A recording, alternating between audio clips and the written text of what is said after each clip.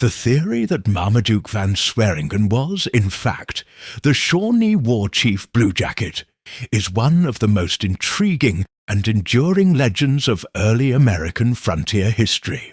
Despite the efforts of historians and mythbusters to debunk this claim, the possibility remains compelling, not only because of the circumstantial evidence, but because the motivations for denying it are often rooted more in the assumptions of cultural gatekeeping than in hard facts.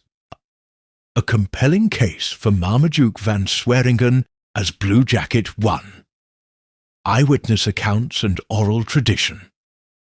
For generations, both white settlers and Native Americans told the story of a white boy, Marmaduke Van Swearingen, who was captured by the Shawnee in the late 18th century and rose to become the revered war chief, Blue Jacket.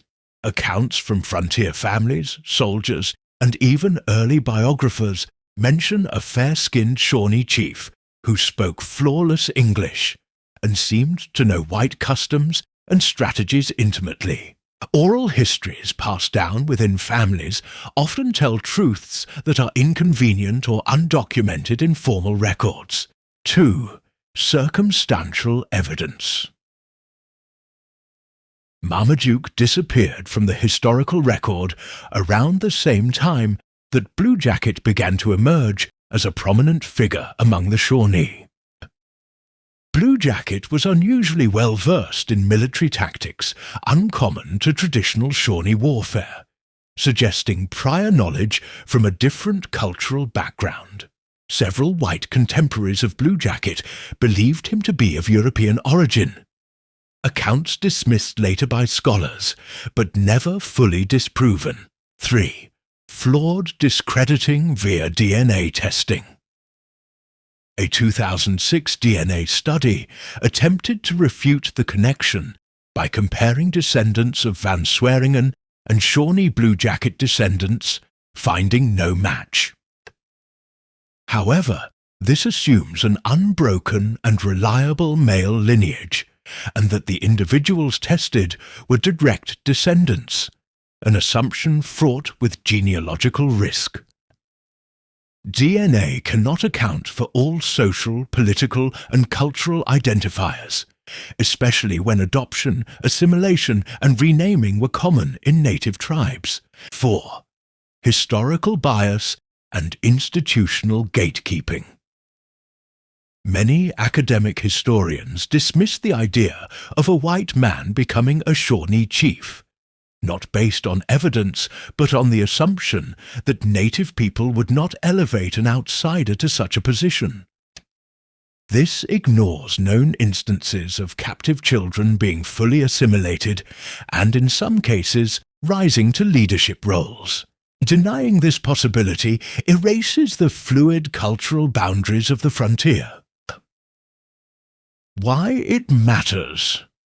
The story of Blue Jacket as Marmaduke Van Swearingen speaks to a more nuanced truth about early America, one of identity, transformation, and the permeability of culture.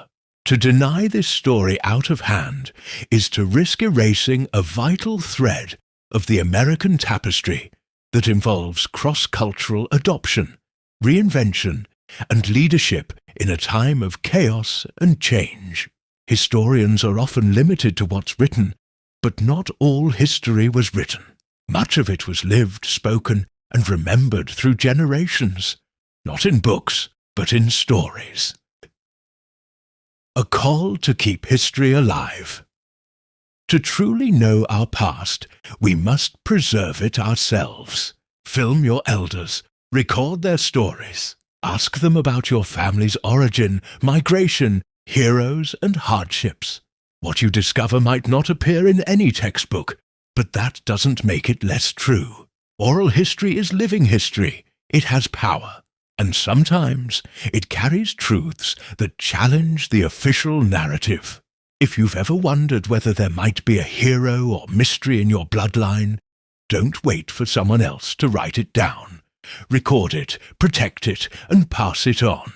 Because history isn't just what's written by scholars. It's what we remember and what we choose to preserve.